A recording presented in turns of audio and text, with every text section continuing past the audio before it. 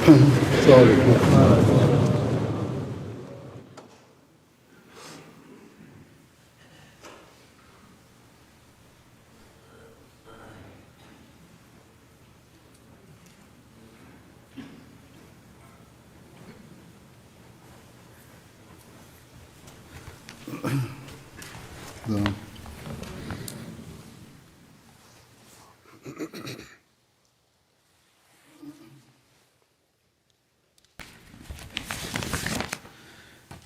السلام علیکم ورحمۃ اللہ۔ اشہد ان لا الہ الا اللہ وحدہ لا شریک لہ واشہد ان محمدا عبدہ ورسولہ اما بعد فاعوذ باللہ من الشیطان الرجیم بسم اللہ الرحمن الرحیم الحمد للہ رب العالمین الرحمن الرحیم مالک یوم الدین ایاک نعبد وایاک نستعین اهدنا الصراط المستقيم صراط الذين أنعمت عليهم غير المغضوب عليهم ولا الضالين۔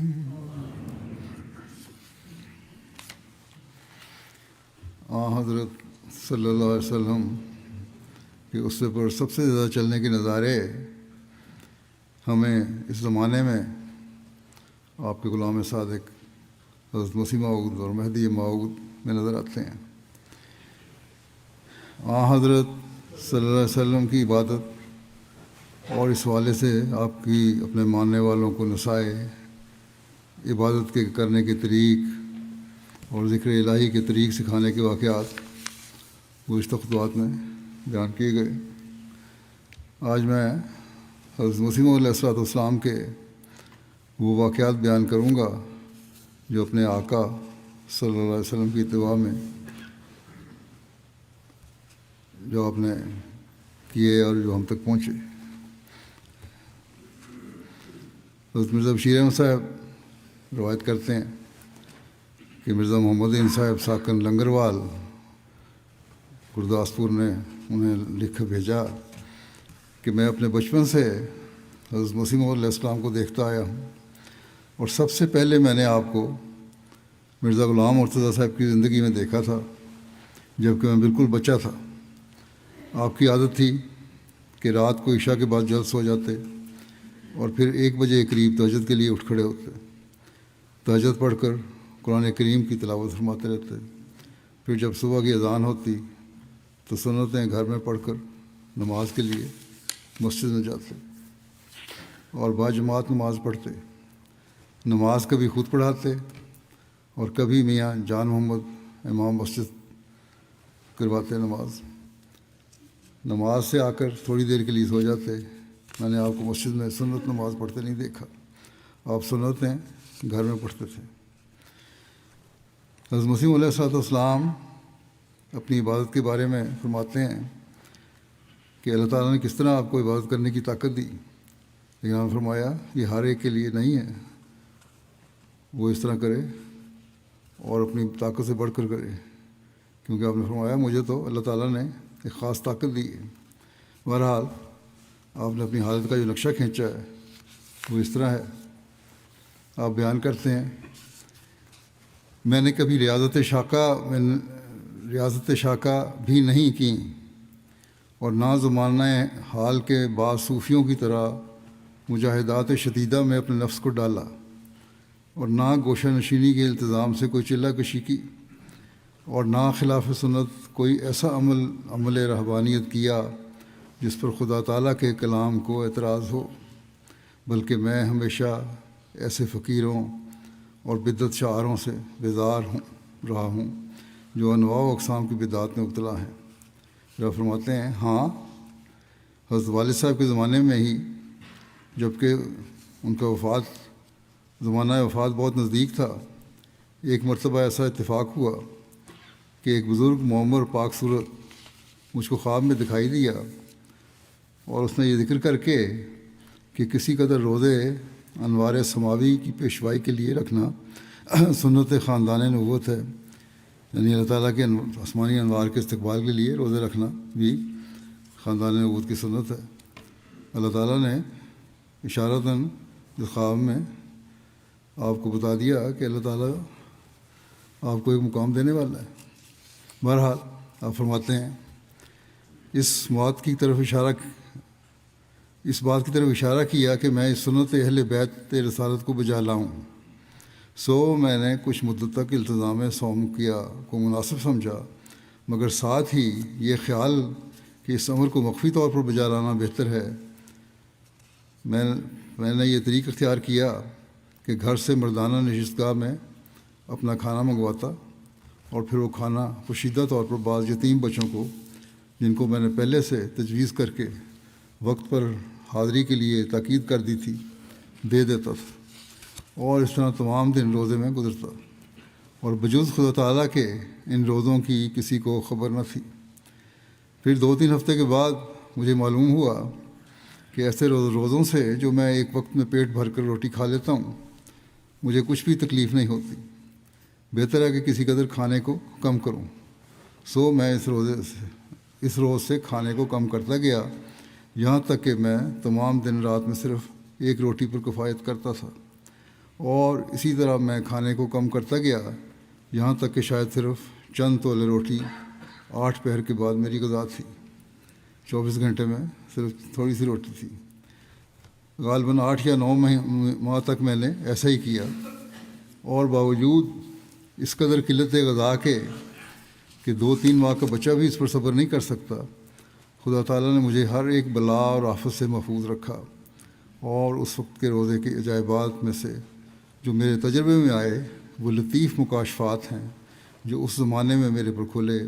چنانچہ بعض گزشتہ نبیوں کی ملاقاتیں ہوئیں، اور جو اعلیٰ طبقے کے اولیاء اس امت میں سے گزر چکے ہیں ان سے ملاقات ہوئی۔ ایک دفعہ عین بیداری کی حالت میں جناب رسول اللہ صلی اللہ علیہ وسلم کو ماں حسنین و علی رضی اللہ عنہ و فاطمہ رضی اللہ عنہا کے دیکھا، اور یہ خواب نہ تھی بلکہ ایک بیداری کی قسم تھی۔ غرض اس طرح پر کئی مقدس لوگوں سے ملاقاتیں ہوئیں جن کا ذکر کرنا موجب تطویل ہے، اور علاوہ اس کے انوار روحانی تمثیلی طور پر برنگ ستون سبز و سرخ ایسے دلکش اور دلستان طور پر نظر آتے تھے کہ ان کا بیان کرنا بالکل طاقت تحریر سے باہر ہے۔ وہ نورانی ستون جو سیدھے آسمان کی طرف گئے ہوئے تھے، یعنی زمین سے اوپر جاتے تھے، جن میں سے بعض چمکدار سفید اور بعض سرخ تھے، ان کو دل سے ایسا تعلق تھا کہ انہیں دیکھ کر دل کو نہایت سرور پہنچتا تھا، اور دنیا میں کوئی بھی ایسی لذت نہیں ہوگی جیسا کہ ان کو دیکھ کر دل اور روح کو لذت آتی تھی۔ فرماتے ہیں میرا خیال میں ہے کہ وہ ستون خدا اور بندے کی محبت کی ترکیب سے ایک تمثیلی صورت میں ظاہر کیے گئے تھے، یعنی وہ ایک نور تھا جو دل سے نکلا، اور دوسرا وہ نور تھا جو اوپر سے نازل ہوا، اور دونوں کے ملنے سے ایک ستون کی صورت پیدا ہو گئی، یعنی وہ ستون ایسے بنے جو نیچے سے اوپر اور اوپر سے نیچے آنے والے تھے اور آپس میں مل جاتے تھے اور ایک ستون کی شکل اختیار کر لیتے تھے۔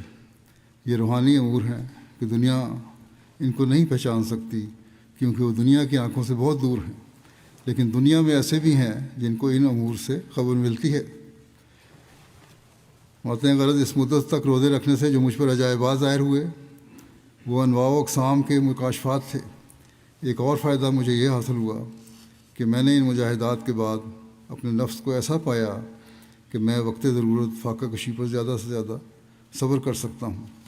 میں نے کئی دفعہ خیال کیا کہ اگر ایک موٹا آدمی جو علاوہ فربہی کے پہلوان بھی ہو میرے ساتھ فاقہ کشی کے لیے مجبور کیا جائے تو قبل اس کے کہ مجھے کھانے کے لیے کچھ اضطرار ہو وہ فوت ہو جائے۔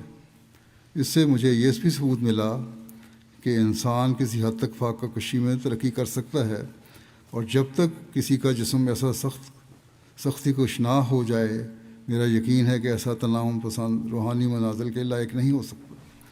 لیکن فرمایا لیکن میں ہر ایک کو یہ اصلاح نہیں دیتا، ہر ایک کو میں نہیں کہتا یہ کرو کہ ایسا کرے، اور نہ میں نے اپنی مرضی سے ایسا کیا تھا، یہ تو اللہ تعالیٰ کے حکم سے کیا تھا۔ میں نے کئی جاہل درویش ایسے بھی دیکھے ہیں جنہوں نے شدید ریاستیں کیں، اختیار کیں، اور آخر یبوست دماغ سے وہ مجنون ہو گئے، خشکی ہو گئی دماغ نے کام کرنا چھوڑ دیا، اور بقیہ عمر ان کی دیوانہ پن میں گزری، یا دوسرے امراض سل اور دق وغیرہ میں مبتلا ہو گئے۔ انسانوں کے دماغی قوا ایک طرز کے نہیں ہیں، بس ایسے اشخاص جن کے فطرتاً قوا ضعیف ہیں ان کو کسی قسم کا جسمانی مجاہدہ موافق نہیں پڑ سکتا، اور وہ جلد تر کسی خطرناک بیماری میں پڑ جاتے ہیں۔ بہرحال اسلام ایک سمویا ہوا مذہب ہے، اور پھر اللہ تعالیٰ کی خاص تائید کا بھی اس میں دخل ہے، اس لیے آپ نے فرمایا کہ ہر ایک اس کی کوشش نہ کرے کہ میں نے کیا تھا، اس لیے ہر کوئی کر سکتا ہے۔ بہرحال فرمایا کہ سو بہتر ہے کہ انسان اپنے نفس کی تجویز سے اپنے تئیں مجاہدہ شدیدہ میں نہ ڈالے اور دین الجائز اختیار کرے۔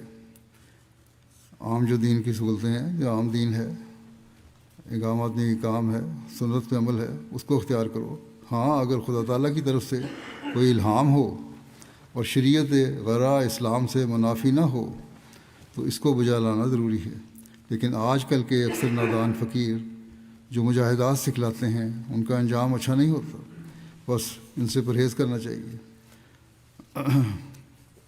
ابھی بعض لوگ کہتے ہیں کہ یہ کرو اور وہ کرو، تو ایسے لوگوں کی باتیں نہیں ماننی چاہیے، بلکہ ٹی وی پروگراموں میں بھی آتا ہے آج کل۔ تو انسان کو دیکھنا چاہیے کہ درمیانہ روی کیا ہے، اسے اختیار کرے، اور جس حد تک اپنی طاقت ہے اس میں حقوق اللہ اور حقوق العباد ادا کرنے کی کوشش کرے، اور عبادت کے جو طریق اور کم از کم معیار حضرت صلی اللہ علیہ وسلم نے بتائے ہوئے ہیں ان کو ضرور حاصل کرنے کی کوشش کرے، اور پھر اس میں ترقی کرتا جائے۔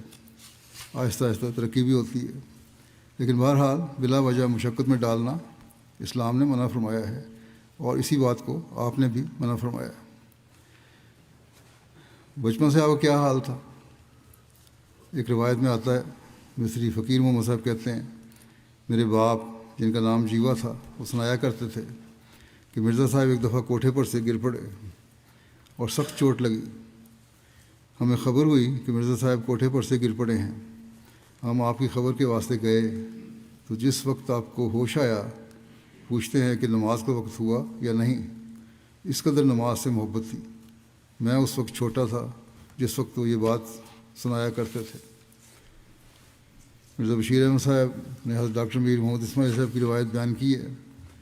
1895 میں جب ماہ رمضان قادیان میں گزارنے کا اتفاق ہوا، میں نے تمام مہینہ حضرت صاحب کے پیچھے نماز تہجد یعنی تراویح ادا کی۔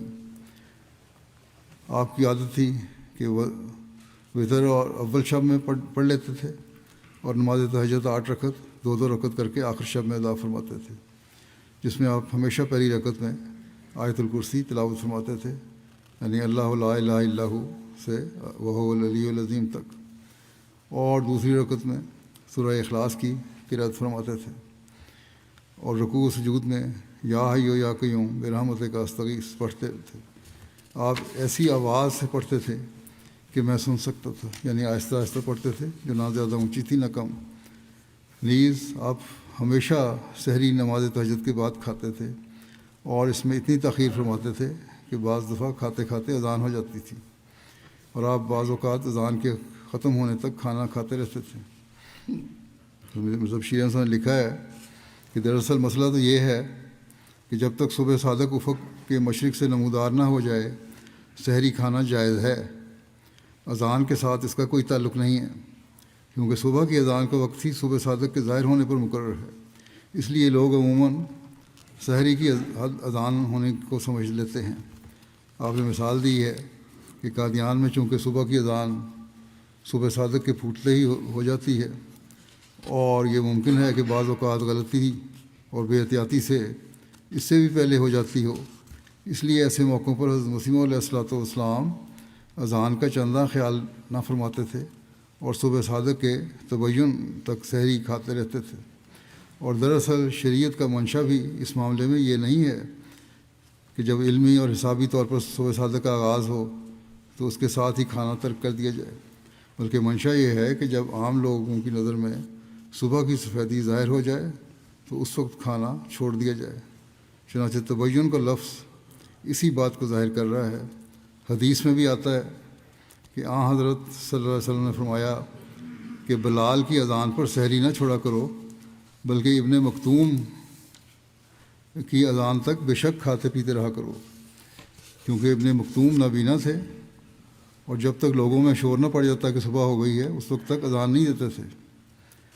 بہرحال آج کل تو زمانہ مزید جدید ہو گیا ہے اور جدید آلات سے صبح صادق کے صحیح وقت کا بھی پتہ چل جاتا ہے، اس لیے عموماً اذان کی آخری حد مقرر ہے۔ کوشش تو یہی کی جاتی ہے، بعض دفعہ ہو سکتا ہے غلطی بھی لگ جاتی ہو، لیکن اگر کہیں غلطی سے اذان جلدی بھی ہو جائے تو یہی اصول ہوگا جو بیان ہوا ہے۔ رمضان بھی شروع ہو رہا ہے، اس لیے یہ رہنمائی بھی کی ہے میں نے، لیکن لوگوں کو اتنا بھی ریلیکس نہیں ہونا چاہیے کہ دیکھتے جائیں کہ دن چڑھا ہے کہ نہیں چڑھا۔ بہرحال ہماری اذانیں اور جو اوقات ہیں وہ بڑے حساب کتاب اور بڑے کیلکولیٹڈ طریقے سے مقرر کیے گئے ہیں، اور چونکہ یہ زمانہ اس زمانے سے زیادہ جدید ہے اس لیے غلطی کا امکان عموماً کم ہے، اس لیے اسی چارٹ کو فالو کرنا چاہیے، اسی پہ عمل کرنا چاہیے جو ہر علاقے اور ملک کے وقت کے مطابق بنایا جاتا ہے۔ حضرت مرزا بشیر احمد صاحب نے ایک روایت بیان کی ہے کہ مفتی محمد صادق صاحب نے بیان کیا، حضرت مسیح علیہ السلام کے زمانے میں ایک دفعہ نماز استسقاء ہوئی تو جس میں حضرت صاحب شامل تھے اور شاید مولوی محمد حسن صاحب مرحوم امام ہوئے تھے۔ لوگ اس نماز میں بہت روئے، مگر حضرت صاحب کا ضبط کمال کا تھا، اس لیے آپ کو میں نے روتے نہیں دیکھا۔ مجھے یاد ہے کہ اس کے بعد بہت جلد بادل آ کر بارش ہو گئی تھی، بلکہ شاید اسی دن بارش ہو گئی تھی۔ بہرحال اس سے یہ کوئی نہ سمجھے کہ نماز میں آپ باہر روتے نہیں تھے، آپ اپنے آقا کی اتباع میں آپ کی عبادت کی ایسی روایات بھی ملتی ہیں کہ سجدے کی حالت میں آپ کے سینے سے ایسی آوازیں آ رہی ہوتی تھیں جیسے ہنڈیا بول رہی ہو، آپ سجدے میں پڑے ہوتے اور ایک درد سے گریہ گزاری کر رہے ہوتے تھے۔ حضرت مرزا بشیر احمد صاحب حضرت اماں جان نصرت جہاں بیگم صاحبہ کی روایت بیان کرتے ہیں کہ والدہ صاحبہ نے بیان کیا کہ حضرت مسیح موعود علیہ السلام نماز پنجگانہ کے سوا عام طور پر 2 قسم کے نفل پڑھا کرتے تھے، ایک نماز اشراق 2 یا 4 رکعت جو آپ کبھی کبھار پڑھتے تھے، اس میں باقاعدگی نہیں تھی، اور دوسری نماز تہجد 8 رکعت جو آپ ہمیشہ پڑھتے تھے سوائے اس کے کہ آپ زیادہ بیمار ہوں، لیکن ایسی صورت میں بھی آپ تہجد کے وقت بستر پر لیٹے لیٹے ہی دعا مانگ لیتے تھے، اور آخری عمر میں بوجہ کمزوری کے عموماً بیٹھ کر نماز تہجد ادا کرتے تھے۔ حضرت مولوی یعقوب علی صاحب لکھتے ہیں کہ مقدمات کی پیروی میں جب آپ جاتے تھے تو اپنے والد صاحب کی اطاعت کا فرض ادا کرنے کے لیے جاتے تھے۔ وہاں آپ اس بات کا خیال رکھتے تھے کہ مقدمات کے دوران کوئی نماز کبھی قضا نہ ہو، اور نہ کبھی آپ نے قضا کی۔ اسی طرح آپ ان فرائض سے غافل نہیں ہوتے تھے جو اللہ تعالیٰ کے حقوق کے متعلق ہیں۔ عین کچہری میں آپ وقت نماز پر اس طرح مشغول ہو جاتے گویا آپ کو کوئی کام ہی نہ تھا، اور بسا اوقات ایسا ہوا کہ آپ نماز میں مشغول ہیں اور ادھر مقدمے میں طلبی ہو گئی، مگر آپ اسی طرح اطمینان قلب سے نماز میں لگے رہے۔ ایک مرتبہ نے فرمایا کہ میں بٹالہ ایک مقدمے کی پیروی کے لیے گیا تو نماز کا وقت ہو گیا اور میں نماز پڑھنے لگا، یعنی حضرت مسیح علیہ السلام نماز پڑھنے لگ گئے۔ چپراسی نے آواز دی مگر میں نماز میں تھا، فریق ثانی پیش ہو گیا اور اس نے یک طرفہ کارروائی سے فائدہ اٹھانا چاہا کہ دوسرا فریق پیش نہیں ہوا تو یک طرفہ کارروائی کی جائے، اس بات پر بہت زور دیا، مگر عدالت نے پرواہ نہ کی، مقدمہ اس کے خلاف کر دیا اور مجھے ڈگری دے دی، حق میں میرے فیصلہ کر دیا۔ میں جب نماز سے فارغ ہو کر گیا تو مجھے خیال تھا کہ شاید حاکم نے قانونی طور پر میری غیر حاضری کو دیکھا ہوگا، قانون تو یہی کہتا ہے کہ اگر فریق نہیں آیا تو فیصلہ دے دیا جا سکتا ہے خلاف، مگر جب میں حاضر ہوا اور کہا کہ میں تو نماز پڑھ رہا تھا تو اس نے کہا میں تو آپ کو ڈگری دے چکا ہوں، یہ بھی عبادت کی برکات ہیں کہ اللہ تعالیٰ نے اس طرح فضل فرمایا۔ حضرت مرزا بشیر احمد صاحب نے حضرت اماں جان کی ایک اور روایت بیان کی ہے، لکھتے ہیں کہ حضرت مسیح علیہ السلام جب گھر میں مغرب کی نماز پڑھاتے تھے تو اکثر سورہ یوسف کی وہ آیت پڑھتے تھے جن میں یہ الفاظ آتے ہیں، انما اشکو بسی و حزنی الی اللہ، میں تو اپنے رنج و غم کو صرف اللہ تعالیٰ کے حضور فریاد کرتا ہوں۔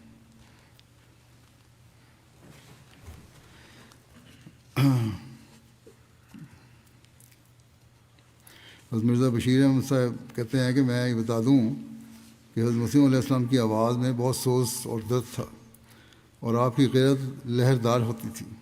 اسی طرح مرزا محمد دین صاحب نے بیان کیا ہے کہ آپ مسجد میں فرض نماز ادا فرماتے جبکہ سنتیں اور نوافل مکان پر ہی ادا کرتے تھے۔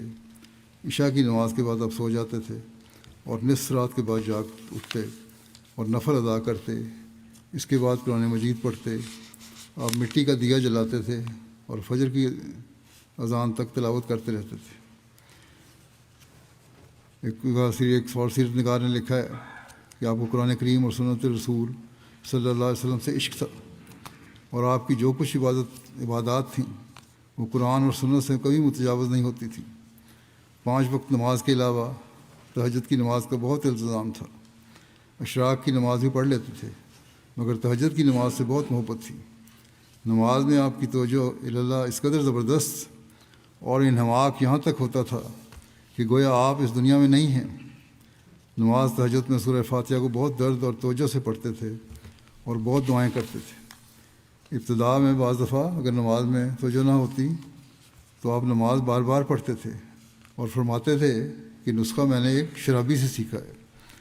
حضرت نے فرمایا کہ ایک دفعہ مجھے نماز میں حضوری قلب حاصل نہیں ہو رہی تھی تو میں جنگل کی طرف نکلا کہ وہاں جا کر نماز پڑھوں۔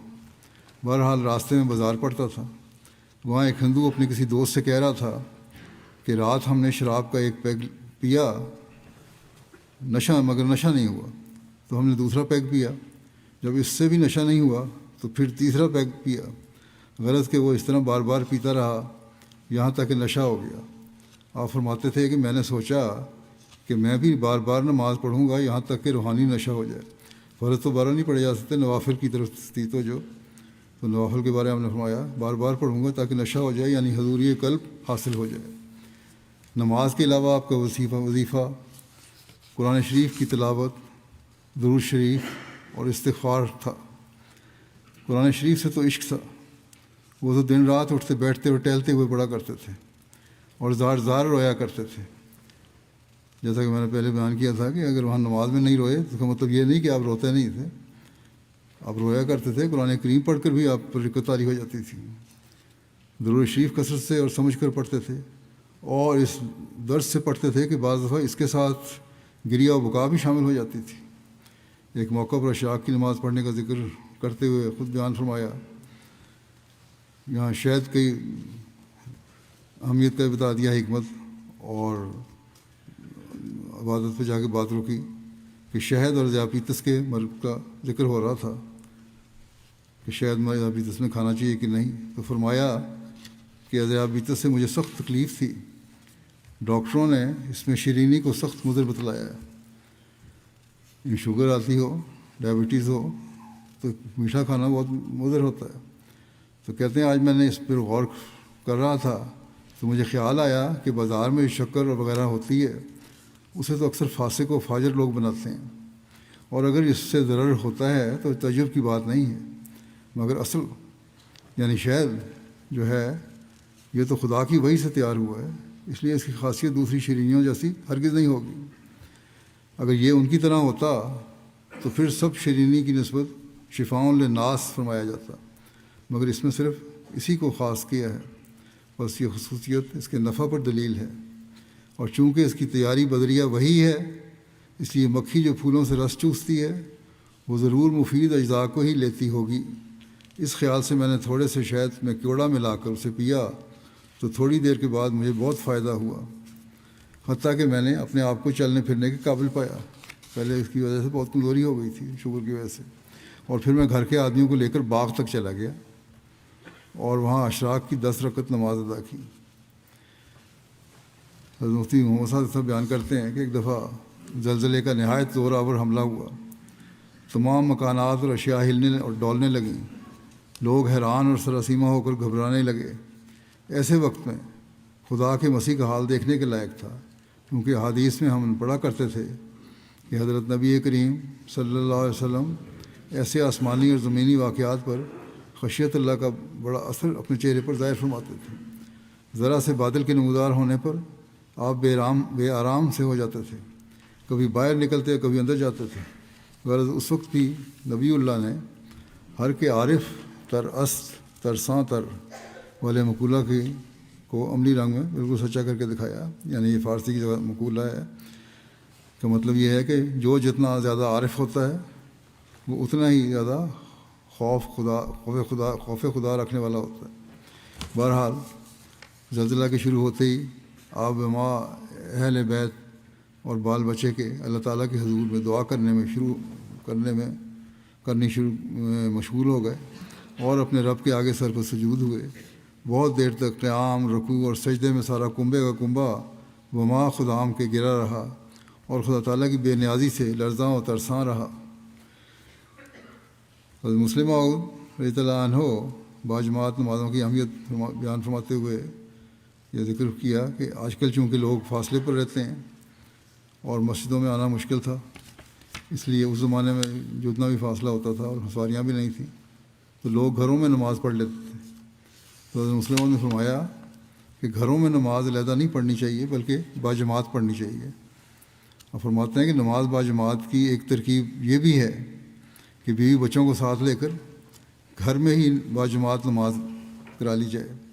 اگر مسجد نہیں جا سکتے تو گھر میں ہی باجماعت کرا لو،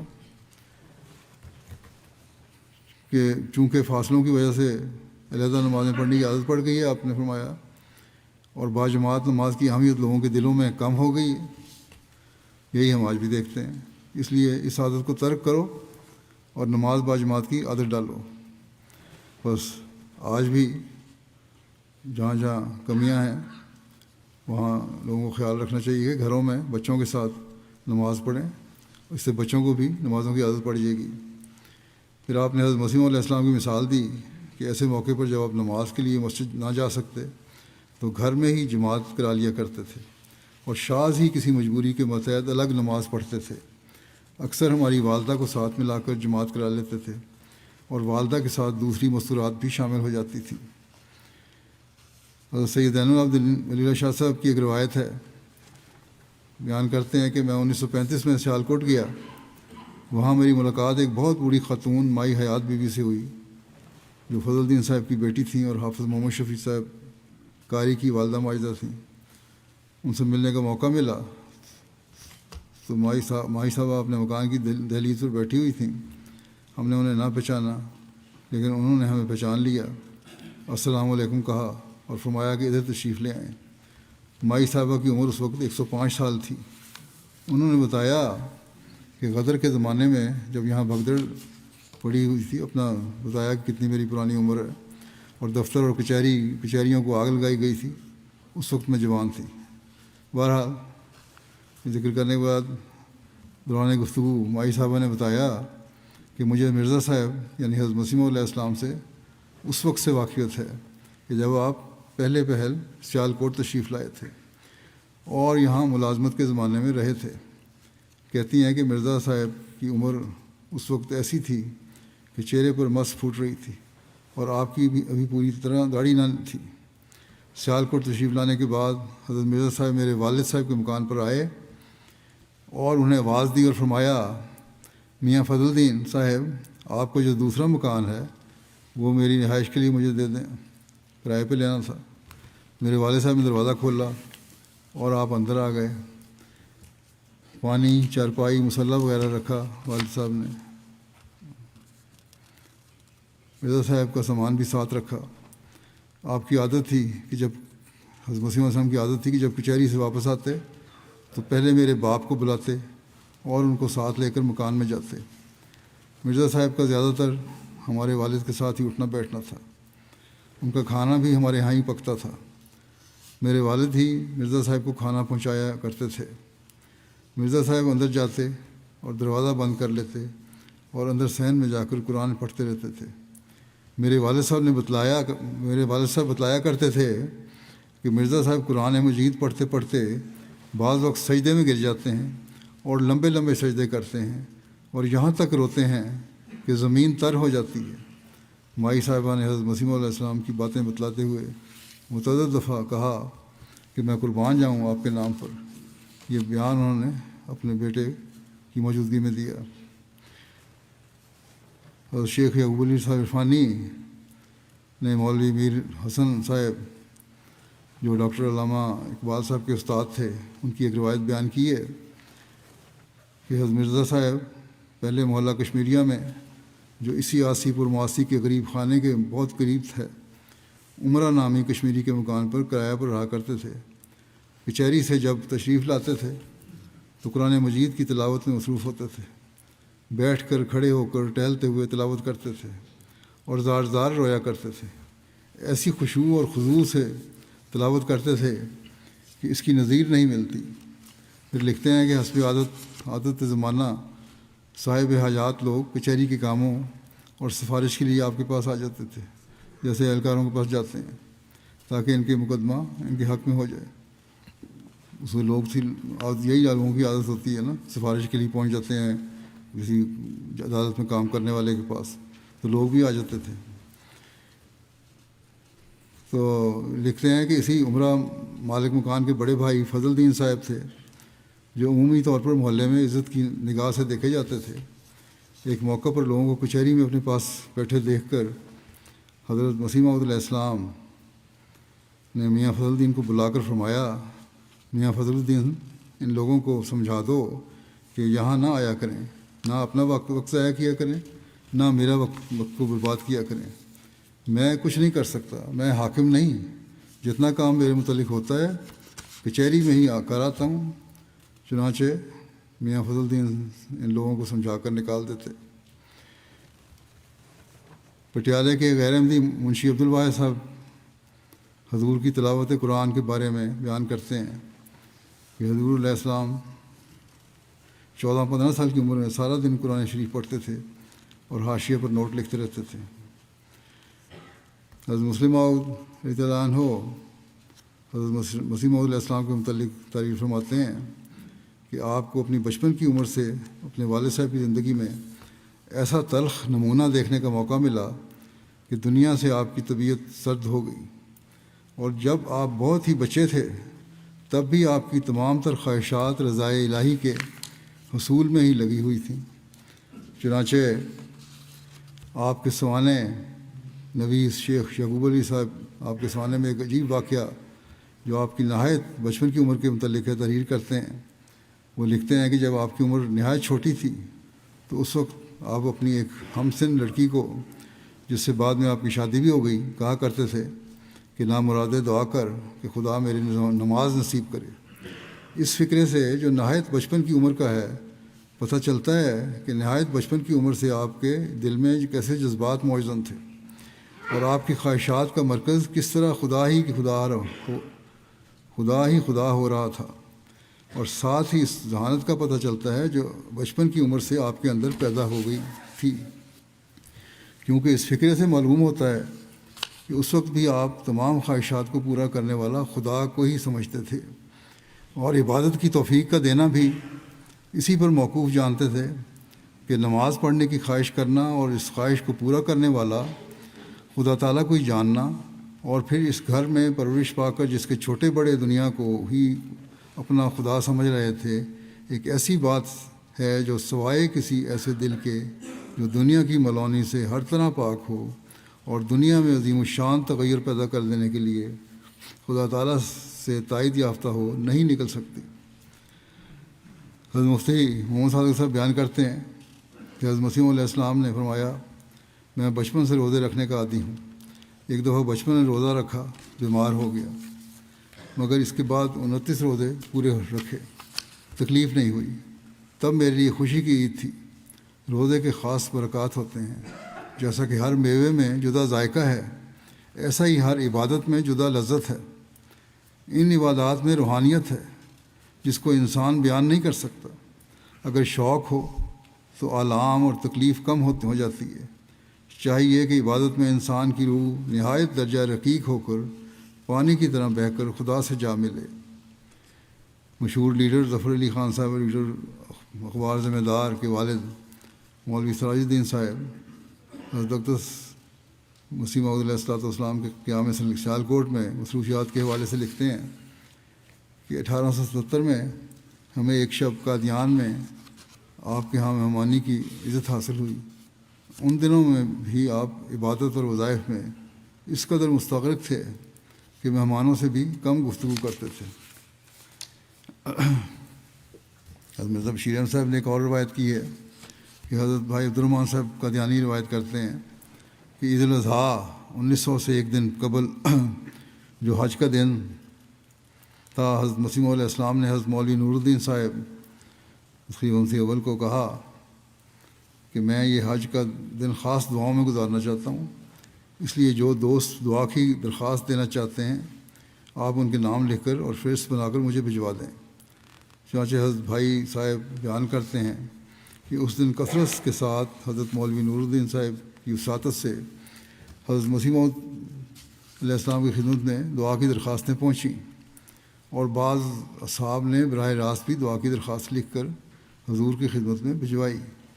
اور چونکہ اس زمانے میں عید کے موقع پر بیرونی مقامات سے بھی کافی دوست عید پڑھنے اور حضرت مسیح موعود کی ملاقات سے مشرف ہونے کے لیے قادیان آ جایا کرتے تھے، وہ بھی اس غیبی تحریک میں شامل ہو گئے، اور یہ دن قادیان میں خاص دعاؤں اور غیر معمولی تضرعات اور بڑی برکات میں گزرا۔ حضرت مسیح موعود علیہ السلام نے اپنی اس کیفیت کو جو باجماعت نماز کے لیے آپ کے دل میں پیدا ہوتی تھی بیان کرتے ہوئے ایک مجلس میں فرمایا، میرے سر کی حالت آج بھی اچھی نہیں ہے، چکر آ رہے ہیں، یعنی چکروں کی تکلیف تھی۔ جب جماعت کا وقت آتا ہے یعنی نماز باجماعت کا، تو اس وقت خیال گزرتا ہے کہ سب جماعت ہوگی اور میں شامل نہیں ہوں گا، یعنی لوگ اکٹھے ہوئے ہوں گے، باجماعت نماز ہو رہی ہوگی اور میں شامل نہیں ہوں گا، تو افسوس ہوتا ہے۔ اس لیے افتاں و خیزاں چلا آ رہا ہوں۔ آج چکر بھی ہیں، لیکن بہرحال کسی طرح گرتے پڑتے میں آ ہی گیا ہوں مسجد میں۔ بہرحال کوشش کر کے پھر میں مسجد میں آ جاتا ہوں، اور ایک دفعہ نہیں کئی دفعہ ہوتا ہے، اور آج بھی یہی ہوا۔ آپ کی بیماری کے دنوں میں یہ کوشش ہوتی تھی کہ نماز باجماعت ادا کریں۔ حضرت مولوی عبدالکریم صاحب سیالکوٹی فرماتے ہیں کہ آپ کی ملاقات کی جگہ عموماً مسجد ہی ہے۔ آپ اگر بیمار نہ ہوں تو برابر 5 وقت نماز باجماعت پڑھتے ہیں، اور نماز باجماعت کے لیے ازبس تاکید کرتے ہیں، اور بارہا فرمایا ہے کہ مجھے اس سے زیادہ کسی بات کا رنج نہیں ہوتا کہ جماعت کے ساتھ نماز نہ پڑھی جائے۔ مولوی صاحب مزید لکھتے ہیں کہ مجھے یاد ہے جنہوں آدمیوں کی آمد و رفت کم تھی، آپ بڑی آرزو ظاہر کیا کرتے تھے کہ کاش اپنی ہی جماعت ہو جس سے مل کر 5 وقت نماز پڑھا کریں، اور فرماتے تھے کہ میں دعا میں مصروف ہوں اور امید ہے کہ اللہ تعالیٰ میری دعا منظور کرے گا۔ لکھتے ہیں کہ آج خدا کا یہ فضل ہے، جس وقت مولوی صاحب نے یہ واقعہ لکھا ہے تو اس وقت کا لکھ رہے ہیں کہ خدا کا فضل ہے کہ نمازیوں کی تعداد 80-90 ہوتی ہے۔ اب تو اللہ تعالیٰ کے فضل سے ہر ملک میں ہماری مساجد بھی ہیں، اس لیے ہمیں کوشش کرنی چاہیے کہ اپنی مسجدوں کو آباد کریں 5 وقت، اور کوشش کر کے ہر نماز باجماعت ادا کریں۔ مولوی صاحب لکھتے ہیں کہ نماز کا فرض ادا کرنے کے بعد آپ فوراً اندر تشریف لے جاتے اور تصنیف کے کام میں مصروف ہو جاتے۔ پھر مغرب کی نماز کے بعد آپ مسجد میں بیٹھے رہتے اور کھانا بھی وہیں دوستوں میں مل کر کھاتے، اور عشاء کی نماز پڑھ کر اندر جاتے۔ حضرت عبدالستار صاحب بیان کرتے ہیں کہ حضرت صاحب کے دعویٰ سے پیشتر جب کہ چھوٹی مسجد مبارک بنی ہے، حضرت مسیح علیہ السلام جماعت ظہر و عصر مغرب عشاء پڑھایا کرتے تھے۔ ہم 3 کا صرف نماز ساتھ پڑھتے تھے، میاں گلاب، عبدالستار اور میاں جان محمد صاحب مقتدی بنا کرتے تھے۔ حضرت صاحب جس طرح نماز پڑھا کرتے تھے وہ طرز مجھے آتی ہے، یعنی ہر نماز وقت سے پڑھا کرتے تھے۔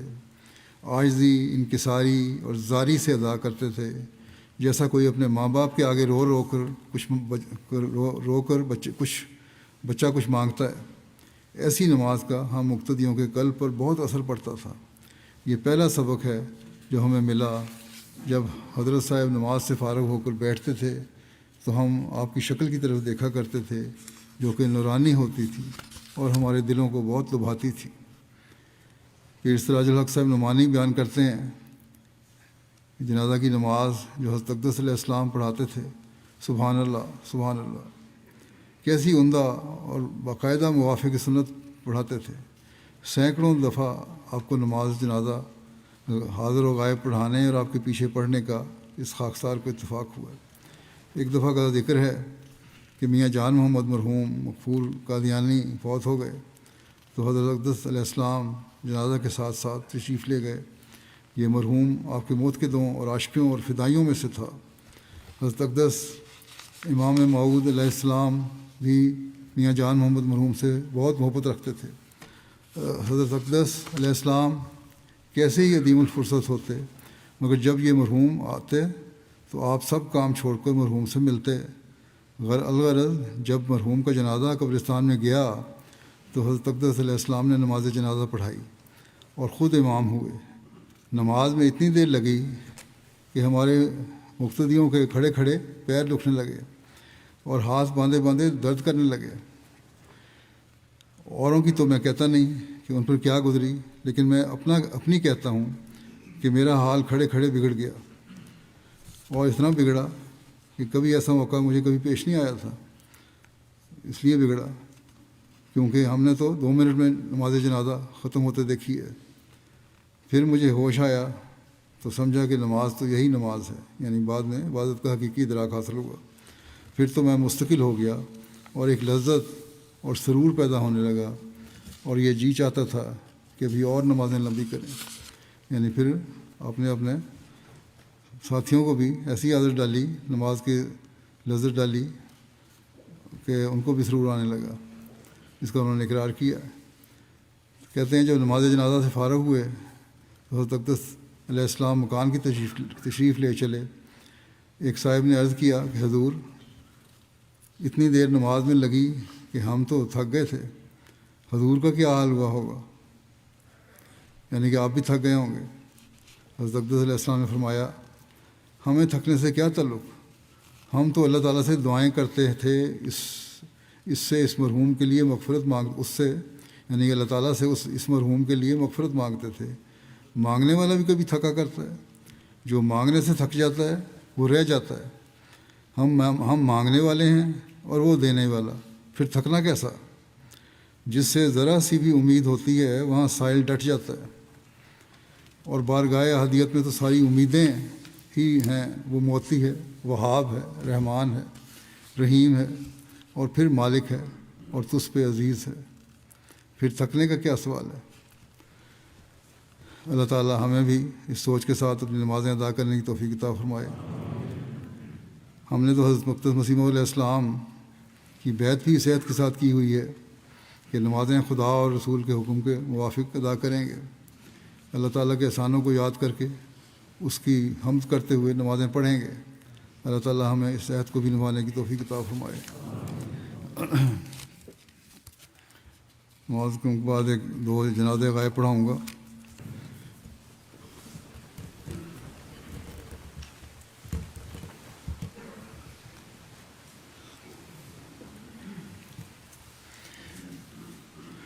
الحمد لله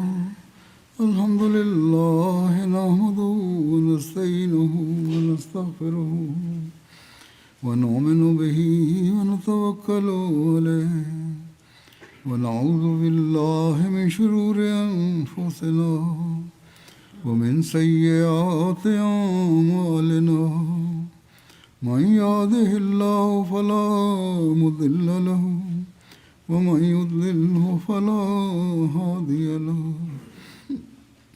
ونشهد أن لا إله إلا الله ونشهد أن محمدا عبده ورسوله عباد الله رحمكم الله إن الله يأمر بالعدل والإحسان وإيتاء ذي القربى وينهى عن الفحشاء والمنكر والبغي يعظكم لعلكم تذكرون اذكروا الله يذكركم وادعوه يستجب لكم ولذكر الله أكبر.